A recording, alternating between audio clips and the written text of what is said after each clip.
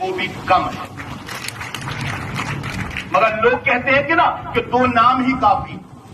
तो आप समझ लो कि एक नाम ही काफी था। शोले में एक डायलॉग था कि डर के लिए एक नाम ही काफी है, गब्बर का।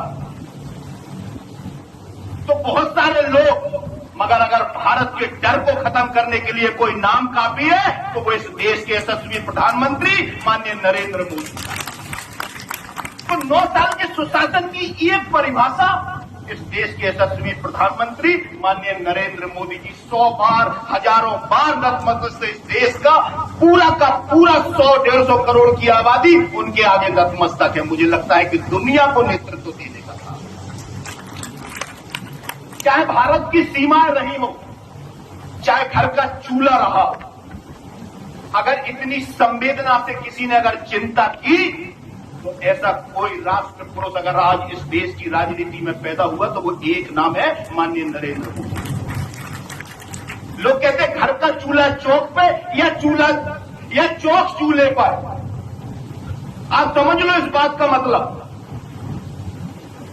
कि अगर घर के चूल्हे पर बैठकर चौक की बात होने लगे और चौक पे खड़े होकर चूल्हे की बात होने लगे, अगर ऐसी कोई संवेदना किसी के अंदर पैदा कर दे तो वो देश का एकमात्र मुखिया नरेंद्र मोदी जी है जिन्होंने ये संवेदना पैदा कर दी।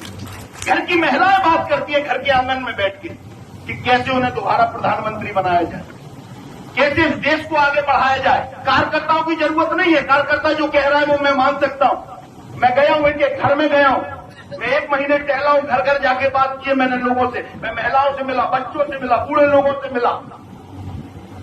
लोग बात कर रहे थे माननीय मोदी जी की, लोग बात कर रहे थे शिवराज सिंह जी की। एक योजना आपने अभी सुनी होगी, लाडली बहना योजना, एक शानदार योजना। कल पैसे गिरे, मैं कुछ क्षेत्र में यही कहीं था, लोग मोबाइल लेके दौड़ रहे थे 1000 रुपए आगे। मेरी बहनें यहां बैठी है, उन्होंने सुना होगा ये।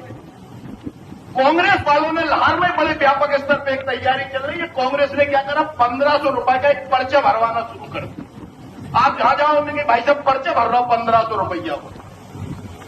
भाई साहब सोच लो हमारा नेतृत्व कितना योग्य है कि 1500 का पर्चा दिया और हमने 1 को 3 कर दिया। ये सोच लो कितनी बड़ी कला है। ये पीछा नहीं कर पाएंगे, ये बात पहुंच नहीं पाएंगे, वहां तक सोच नहीं पाएंगे जहां से हम सोचना शुरू करें। इसलिए लड़ाई सारी खत्म है, लड़ाई सिर्फ हमारी रह गई। मुझसे पूर्व वक्ता कह रहे थे कि हम नीम का पत्थर हैं, बड़ी इमारत बननी हमारे ऊपर। ये इमारत कितनी खूबसूरत हो सकती है, कितनी लायक हो सकती है, ये तय मुझे लगता है कि हम सबको करना है। और अगर हमने कर लिया तो मैं आपसे कहता हूं किसी की जरूरत नहीं पड़ेगी। मन आपका है, आपको मानना है। बातें हम सब करते हैं कि निशान कमल का फूल होगा, बाकी सब बातें भूल जाओ। मगर जब लोगों के बीच में जाते तो पूछते जरूर है टिकट किसको मिल रहा है, तुम्हारा नाम है कि नहीं। और जैसे ही आपने कहा कमल का फूल है तो फिर उन्होंने प्रतिक्रिया शुरू की, ये हो रहा है कि नहीं। मैं कल एक गांव में था, वहां के कुछ लोग यहां बैठे हैं, दौर पास में गांव है, बहुत देर इस विषय पे चर्चा चली, शादी में था मैं।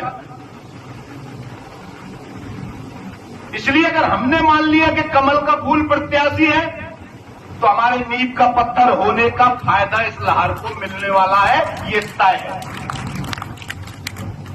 और कमल के फूल के अलावा कुछ ढूंढा तो तय मान लेना कि खूबसूरत इमारत बनाने से, उस नींव का पत्थर का साक्षी होने से, उस 32 साल के कुशासन को खत्म होने से फिर एक बार चूक होगी। इसलिए आप चाहते हो कि कश्मीर से लेकर कन्याकुमारी तक धारा 370 के वो लोग जिन्होंने अपना परिवार खोया, वो लोग जिन्होंने कश्मीर में अपना बलिदान दिया, वो हमारे महापुरुष मुखर्जी जी जिन्होंने इस देश को 2 निशान को प्रधान, इसके लिए अपना पूरा जीवन आहूत कर दिया। भगवान रामलला का 500 साल पुराना इतिहास आपके सामने होगा। कई पीढ़ियां संघर गई, रक्त रंजित हो गई वो अयोध्या की भूमि। अगर वहां सुंदर भवन बन रहा है, वहां भगवान राम विराजमान हो रहे हैं, तो वो भी आपके जैसा चित्र आपने बनाया उस चित्र को साकार रूप अगर कोई प्रधानमंत्री दे रहा है, कोई देश का नेतृत्व दे रहा है, आप समझ लो मैं ये छोटी 2 लाइनें बता रहा हूं। मैंने बहुत पढ़ा है भारतीय जनता पार्टी को, बहुत पढ़ा है उनकी योजनाओं को, इसलिए अगर विस्तार में जाऊंगा तो एक एक चीज बता सकता हूं कि मां के चूल्हे से होने वाले आंसू पूछ गए, कौन था?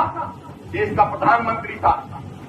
सम्मान निधि किसान को चौपाल पर बैठकर मिल गई, तो वो कौन था? देश का प्रधानमंत्री था। हमारे बहन बेटियों की इज्जत और आबरू की चिंता की, तो वो कौन था? वो देश का प्रधानमंत्री था जिसने शौचालय बनाकर आपको उस दिशा में भी ले जाने का प्रयास किया। इतनी बारीकी से सोचने वाला व्यक्तित्व, इतनी बारीकी से अध्ययन करने वाला लोगों की भावनाओं का मुझे लगता है कि इंसान तो हो नहीं सकता। या तो महामानव है या फिर शिवराज सिंह जी कहते हैं कि वो अवतार है, तो निश्चित रूप से ये सही है। इसलिए मैं हाथ जोड़कर यही कहना चाहूंगा, मैंने कहा कि संकल्प मैंने अभी कुछ दिन पहले भी आपको घर घर जाके दिलाया था कि एक ही लक्ष्य रखना, विजय का संकल्प। अगर ये विजय का संकल्प आप मन में दोहराते रहे तो आपको सिर्फ एक चीज दिखाई देगी, कमल का फूल और भारतीय जनता पार्टी। और अगर संकल्प से अलग हटे तो आप तय लेना कि दिशा भटक जाएगी। लड़ाई बड़ी है, कमजोर मत समझना, क्योंकि ताकत आपकी होती है, प्रत्याशी मात्र निमित्त होता है। तो कोई भी हो, अगर आपकी पूरी ताकत लगी तो विजय का संकल्प भी दोहराएंगे, लाल का इतिहास भी बदलेगा और कुशासन भी खत्म होगा और देश में फिर दोबारा से नरेंद्र मोदी और शिवराज सिंह की सरकार होगी। जय हिंद, जय भारत, धन्यवाद।